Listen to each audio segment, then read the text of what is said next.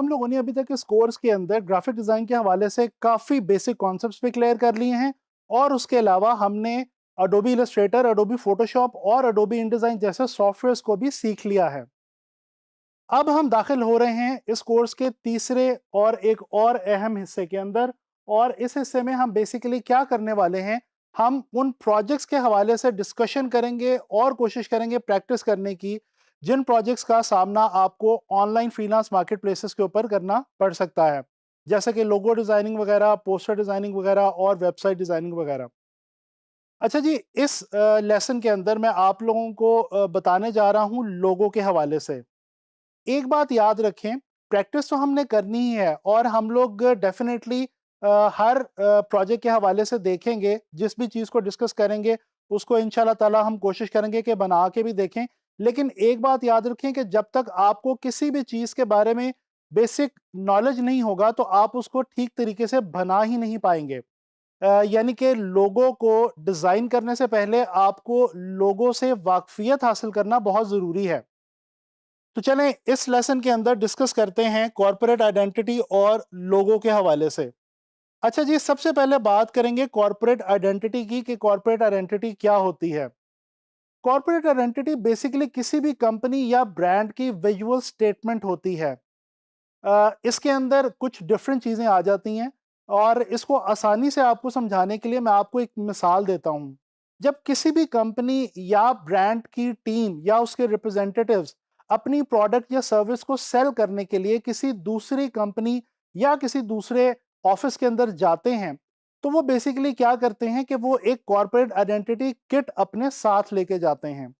अच्छा, यहाँ पे मैं ये भी आपको क्लियर करता चलूँ, कॉर्पोरेट का जो वर्ड है ये निकला है कॉर्पोरेशन से, और कॉर्पोरेशन का मतलब होता है कि वो तमाम कंपनीज जो कि बाकायदा तौर पे बिजनेस के अंदर सीरियस बिजनेस में इन्वॉल्व होती हैं। अच्छा जी, तो हम ये बात कर रहे थे कि जब कोई कंपनी के रिप्रेजेंटेटिव्स जाते हैं तो वो कॉर्पोरेट आइडेंटिटी किट लेके जाते हैं, और वो किट इसलिए लेके जाते हैं ताकि वो वहां पे जाके उस किट के लिहाज से बता सकें और इंट्रोड्यूस करवा सकें अपनी कंपनी के बारे में और उसकी प्रोडक्ट या सर्विसेज के बारे में। इस कॉर्पोरेट आइडेंटिटी किट के अंदर क्या चीजें शामिल होती हैं? सबसे पहली और सबसे इंपॉर्टेंट चीज इस किट में होती है जी लोगो, और वही बेसिकली हमारा अब मेन टॉपिक है जिसके ऊपर हम बात कर रहे हैं। अच्छा जी, इसके अलावा और भी कुछ इंपॉर्टेंट चीज़ें होती हैं, जैसे कि कुछ स्टेशनरी आइटम्स होते हैं, लेटर हेड वगैरह, file folder, file covers, envelopes वगैरह। लेकिन सबसे इंपॉर्टेंट चीज़ जो कॉर्पोरेट आइडेंटिटी में फॉल करती है वो है लोगो। अच्छा, आप लोगों ने डेफिनेटली सुन रखा होगा कि लोगो के लिहाज से बहुत सारे projects online freelance market places पे अवेलेबल हैं, और जी हाँ, ये बात बिल्कुल सच है और हकीकत है, ऐसा ही है। लोगो जो है ये बहुत ही आसान सी चीज़ है, और इसको समझाने के लिए मैं सिंपली आप लोगों को इतना बताऊंगा कि basically it is a visual identity of any product, any brand और एनी कंपनी। देखें, हम जब भी किसी भी ब्रांड के हवाले से बात करते हैं तो एक दो चीज़ें उसकी आइडेंटिटी यानी कि उसकी शनाख्त के हवाले से बहुत इंपॉर्टेंट होती हैं। एक तो होता है उसका स्लोगन, जो भी कोई ख़ास जुमला जो है वो हम किसी भी ब्रांड के हवाले से सुनते हैं, वो हमारे ज़हनों में उस ब्रांड की शनाख्त को महफूज कर देता है। अच्छा, इसी तरह से लोगो जो है ये विजुअल फॉर्म होती है, और ये एक छोटा सा सिंबल होता है जो कि हमें किसी भी ब्रांड या प्रोडक्ट या कंपनी को याद रखने में आसानी पैदा करता है। अच्छा, मिसाल के तौर पे आप लोग एप्पल के इस लोगो को देखिए। ये लोगो आप लोगों ने बहुत बार देखा होगा, और कैसी मजे की बात है कि इस लोगो को देखते साथ ही एप्पल की जो पूरी कंपनी का एक जो इमेज है हम लोगों के जहन में, वो उभरने लग पड़ता है, और हमारे जहन में कंप्यूटर और लैपटॉप्स और टैबलेट्स और आईफोन जैसी जो प्रोडक्ट्स हैं एप्पल की, वो हमारे जहन में आने लग पड़ती हैं। इसी तरह से ये नाइकी का जो लोगो है इसको देख लीजिए। इस लोगों को भी देखते साथ ही हमारे ज़हन में नाइकी जो ब्रांड है वो उभर जाता है, और उसके हवाले से जितनी भी उसकी प्रोडक्ट्स हैं वो सारी हमारे ज़हन में आनी शुरू हो जाती हैं। तो बेसिकली यही मकसद है किसी भी लोगों का कि वो उस ब्रांड या उस कंपनी या उस प्रोडक्ट और सर्विस के हवाले से हमें याद दिलाता रहे, और उसको हम जब भी कहीं भी देखें तो हमें पता चल जाए कि अच्छा ये उस खास कंपनी या उस खास ब्रांड के हवाले से बात की जा रही है। दोस्तों, मैं कुछ टिप्स आपसे शेयर करना चाहूँगा लोगो डिज़ाइन करने के लिए। देखें, आप लोगों को ऑनलाइन मार्केट प्लेसेस पे लोगो की असाइनमेंट काफ़ी ज़्यादा मिलेगी। कुछ टिप्स छोटी-सी मैं आपको देना चाहता हूँ, जिनकी मदद से आप लोग बहुत आसानी से बहुत इफ़ेक्टिव और अच्छे लोगोज़ हैं वो डिज़ाइन करके अपने क्लाइंट्स को दे सकते हैं और अच्छे पैसे कमा सकते हैं। सबसे पहली टिप, दोस्तों, अपने डिज़ाइन को, अपने लोगो को सिंपल रखें। Make it simple. जितना सिंपल आपका लोगो होगा, उतना ही ज़्यादा खूबसूरत होगा और उतनी ही आसानी के साथ समझा जा सकेगा। जैसे कि मैं भी आपको बता चुका हूँ कि ये किसी कंपनी की पहचान है। इसको देख के वो कंपनी ज़हन में उभरती है। तो अगर ये पहचान कॉम्प्लेक्स होगी, तो डेफ़िनेटली इसको समझना मुश्किल होगा।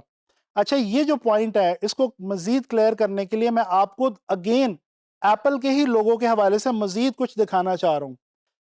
ये देखें, आप लोगों के सामने इस वक्त जो लेफ्ट मोस्ट पे ये जो एक लोगो है, ये एप्पल का सबसे पहला लोगो है और ये एक बड़ी इलस्ट्रेटिव किस्म का लोगो था और ये काफ़ी कॉम्प्लेक्स शेप थी एप्पल के लोगो की।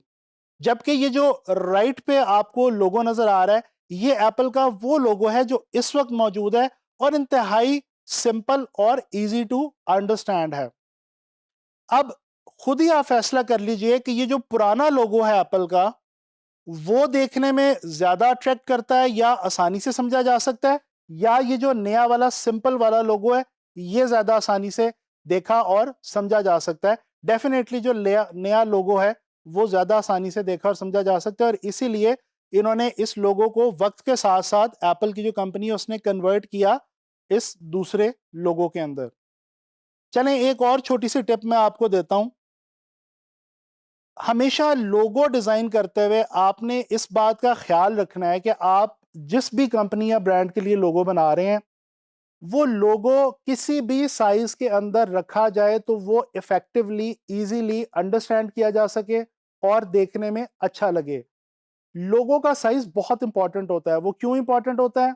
इसने बिज़नेस कार्ड के ऊपर भी प्रिंट होना होता है, इसने लेटर हेड के ऊपर भी प्रिंट होना होता है और इसने बाज़-औक़ात बिलबोर्ड जैसे बड़े साइज़ के मीडियम्स पे भी प्रिंट होना होता है।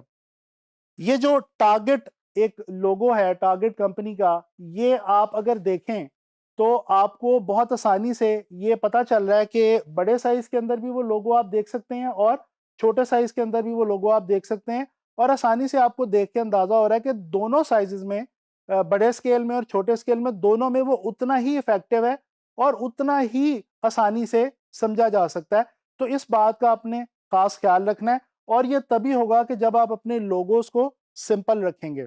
जितने सिंपल आपके लोगोज़ होंगे, उतने ही ज़्यादा आसानी से वो बड़े या छोटे स्केल के ऊपर प्रिंट हो सकेंगे या कन्वर्ट हो सकेंगे। तीसरी टिप जो मैं आपको देने जा रहा हूँ, वो है कि लोगो को डिज़ाइन करते हुए फ़ॉन्ट का बहुत ध्यान से आप इस्तेमाल करें और आपकी जो चॉइस है, वो बहुत ध्यान से होनी चाहिए।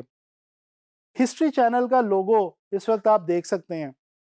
इसके अंदर जो लेटर एच है, ये आपको बड़े आराम से देखते साथ ही ट्रेडिशन और हिस्ट्री के हवाले से जो है वो सोचने पे मजबूर करता है।